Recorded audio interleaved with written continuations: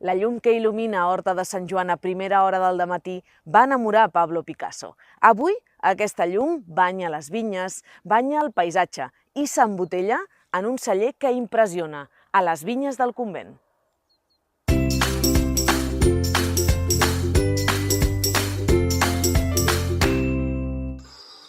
Horta de Sant Joan és un paradís natural. Des del celler Les Vinyes del Convent tindreu unes vistes privilegiades.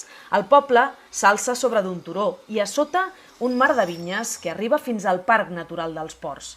Al celler hi ha plantat un museu a l'aire lliure de la Barnatxa, que és com li diuen a la garnatxa a la Terra Alta.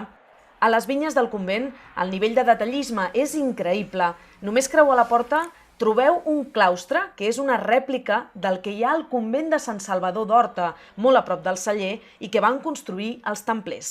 Al segle XIII, a més, van redactar una ordenança, els costums d'Horta, i van plantar vinyes. Segles d'història que van dur l'Elies Gil a construir aquest celler. Un homenatge com cal als nostres avantpassats i també posar en valor i també, per què no, un homenatge a tot el que representa la nostra preciosíssima i superestimada vila. A les visites, l'Elies i la Lourdes, la responsable d'Enoturisme, sempre expliquen la història de la família Gil, tràgica però bonica. Les Vinyes del Convent és un celler instagràmic, està ple de detalls com aquest per fer moltes fotografies. Però mireu aquesta panoràmica. Horta de Sant Joan és una zona poc coneguda de la Terra Alta que heu de venir a descobrir. Als Jardins de Sol i Serena us trobeu un dels millors skylines del sud de Catalunya i a la vora petits detalls, aquestes damajuanes que esperen a fer vi ranci o les ampolletes liles de cul rodó on hi dorm la mistela. Entrem al celler, però no perdem les vistes amb aquests ulls de bou. Tot és disseny i tecnologia puntera d'última generació.